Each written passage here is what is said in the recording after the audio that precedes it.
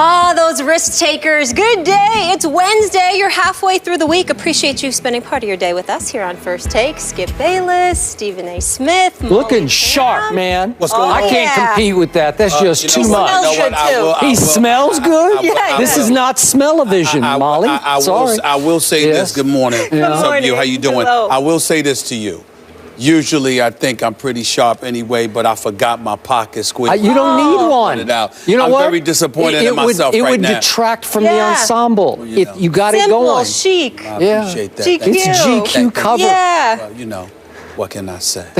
It's buttering you up. You should be nervous. I am. You know For who's the takedown. GQ? Oh, the takedown. All right, let's work. Jerry Jones is willing to put all his chips on the table when it comes to a backup for Tony Romo. Shocker. High risk, high reward if necessary. We know RG3 and Johnny Manziel, who are both Texas natives, would like to come home and play for the Cowboys. Who should Dallas want, Skip? Two of your Molly, Stephen A. Allow me to first point out before I answer your question, Jerry Jones also loves himself some RG3. We all hear over and over again how Jerry had to be talked out of taking Johnny on draft night with the 16th overall pick by his son Stephen Jones. They did take, as we recall, Zach Martin, who has made Pro Bowls in each of his first two NFL seasons. But I want to remind everyone that 4 years ago on Thanksgiving Day at Jerry World, Robert Griffin III put on a show of shows, threw for 304 and 4 touchdowns in a 38-31 win, which left Jerry saying right after the game, it's as rare a performance as I have ever witnessed. Got it. Okay, just remember that. So keep that in the big picture in mind. We got it. Now, obviously, as we all also got, I'm a huge fan of both of these young quarterbacks. And all things being equal, if you could tell me that each was as healthy as he could get at his peak, I would definitely take RG3 over Johnny. He's just better. He's more gifted. He's got a bigger, better skill set than Johnny Manziel. Bigger arm. We know all that. So that's in a vacuum. Best case scenario for each one. Right now, gut feeling, I think Johnny's issue is slightly more fixable than RG3's health issues, if you're with me on this. I believe that if Johnny decided to go back to rehab and get a genuine grip on control of his issue, I think he might be more viable in Dallas, Texas next year than RG3, who's coming off horrific injuries to the knee and then subsequently to the ankle.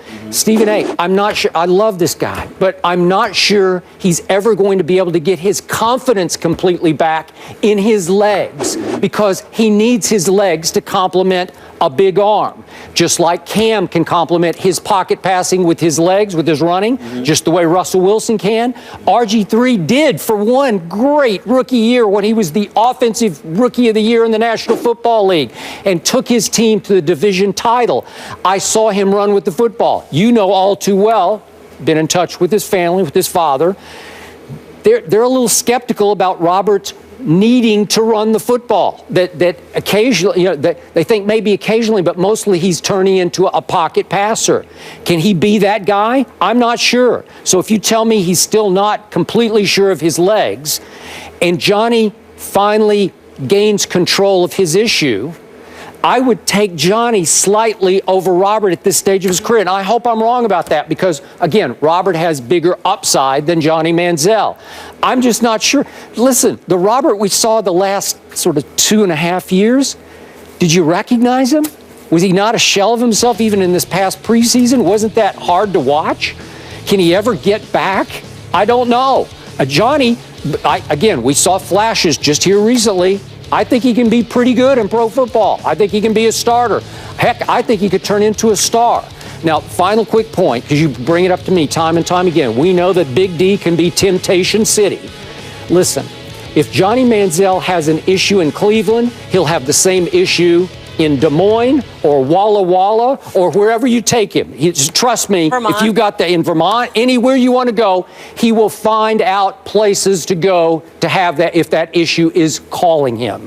My apologies to both you and Chris Carter in what I'm about to say, because with what you've been open about as it pertains to your family history or what Chris Carter has been open about in terms of his personal history, I don't know definitively what I'm about to say is true. But I believe in the case of Johnny Manziel, the bigger the stage, the less of a risk. In other words, I believe that being in Cleveland, being bored to death, not wanting. Oh, so you're looking at the other way around. The other way. Okay, that's fine. I would tend to lean toward your. I think that the bigger the stage, the bigger the spotlight, the more of a buzz, the more he would be excited about playing football. Okay, great. The less of a risk. I thought you said, though, in Dallas that he's being pulled every direction by temptation. No. I was saying to you, Temptation City. Yeah. In other words, Miami, Dallas, places like that. But Johnny Manziel is one of those individuals I believe has a better chance of flourishing in there and fighting off his demons there than he does. I'm with you on that. He can walk out in the street and have something interesting to do. Got it. Whereas you're looking for something to do and where he's at, and he's not excited and doesn't want to be there anyway, and that's what gets him into trouble just as much as anything else. That's just an opinion. It's not an informed one because I don't know. It's just what I suspect in talking to him, being around him, knowing people that he knows, knowing the streets the way that I do, etc. Having said all of that, to me, there's nothing to think about in terms of Johnny Manziel compared to RG3. First of all, I don't know why Colin Kaepernick hasn't been thrown into that equation. I know he would have to be traded, etc. But I'm looking at Colin Kaepernick is somebody that the Dallas Cowboys should be looking at. I think Colin Kaepernick is somebody the Jets should be looking at. I think a lot of teams should be looking at Colin Kaepernick. But you would have to trade. Right. Exactly. See, Jerry's looking at free money here, right? Like they could be on the open free money. Yeah, right. Johnny Manziel, remember, he's got to be let go. You see what I'm saying? We're anticipating that's going to happen we as well. Yeah. Okay, but here's the deal. Johnny Manziel, RG3. I'm going RG3 all day. All day. And there's no if. There's no if for me. Because, see, to me, RG3 sitting out this year has had nothing to do but rehabilitate himself physically. The more physically able he is, the more I think his confidence would elevate. Not to mention the fact that combine that with RG3 having something to prove, being highly motivated, having to sit. Does anybody have any idea how difficult it is for RG3 right now to sit there and watch Kirk Cousins play the way that he's playing? And more importantly, watch a franchise that was once his literally be snatched away from him while he's still there. To have players who were supportive of him, who rallied behind him, who looked at him as the franchise, ultimately resent him a little bit, not all of them, not even most of them, but some of them, and then to gravitate to Kirk Cousins the way that they did. And then to watch Kirk Cousins go out there and perform the way that he's performed. Let's give credit where credit is due. Kirk Cousins has had a hell of a season. He has balled, particularly these last 8 games where he's only thrown 2 interceptions, for crying out loud. He has been fantastic, complete 70% of his passes. Nobody in the Redskins history has done that since Sonny Jurgensen, 1970. This guy has been very, very impressive, and Jay Gruden deserves a lot of credit too. But the reality is clear. RG3 has had to sit there and literally watch in person all of this transform before his very eyes. Talk about a hit to an ego. So I think this guy is going to be highly motivated.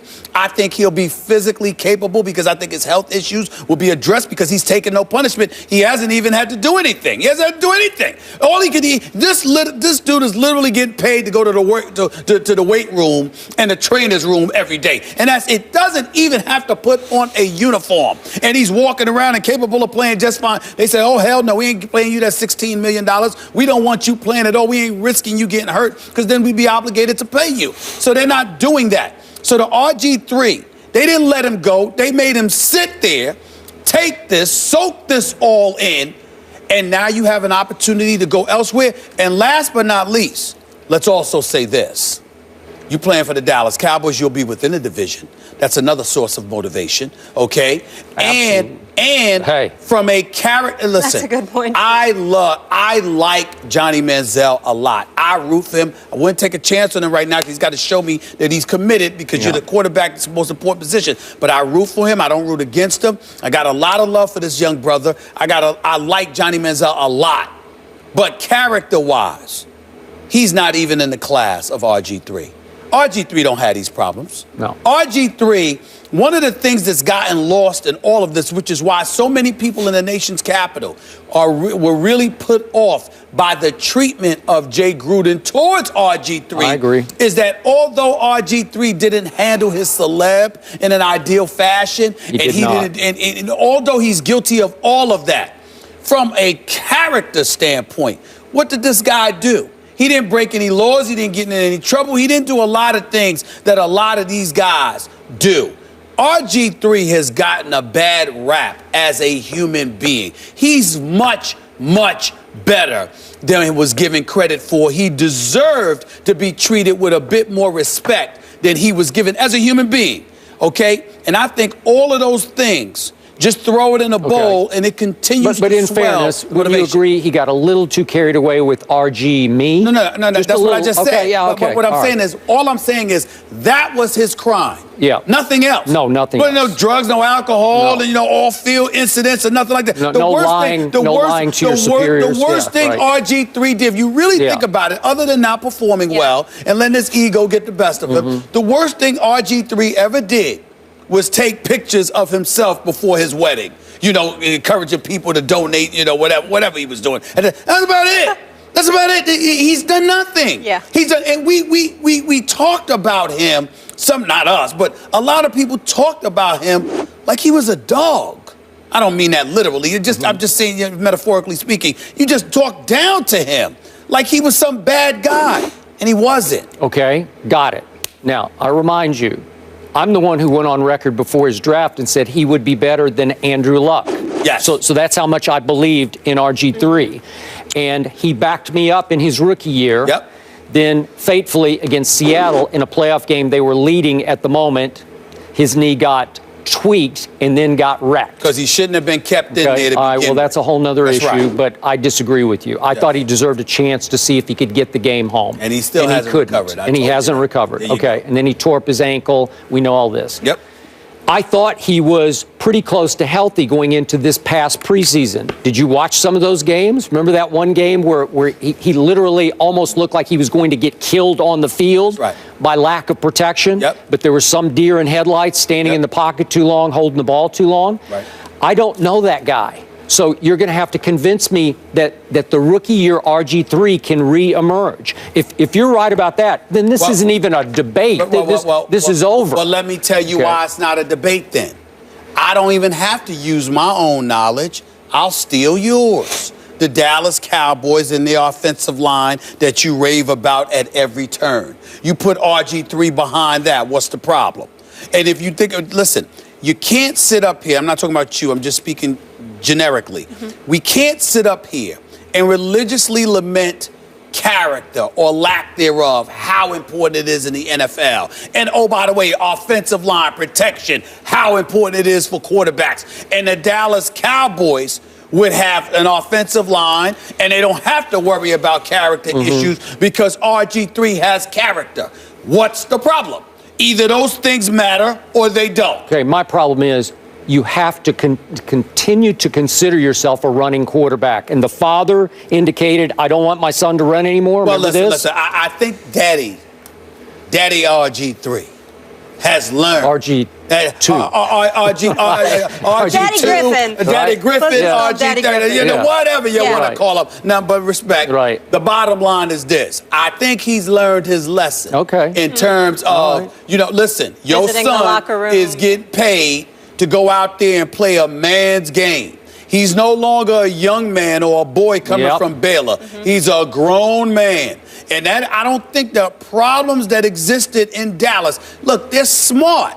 RG3 and his family, they're intelligent people. They are. And I think that this is one of those situations where you're going to learn from your mistakes, and that's that. He has to run some read option to complement the pocket passing. If he remember how he used to gash people when he was a rookie with the read option? I don't think that's his problem. I think what he was saying is I don't want my game to be defined by it or to completely depend on it. Well, let's use it as an option. I think he'll use it as an option. I think he'll be fine. Then the next thing you have to do, maybe the last thing you have to do, is learn to slide. I never saw him learn to slide. You'll be all right. That was ridiculous. You'll be all right. Okay. So essentially, you would both go RG3, but the injury concerns. Yeah. Kind of Johnny by default, and then obviously if RG3 is healthy, I'm going with him.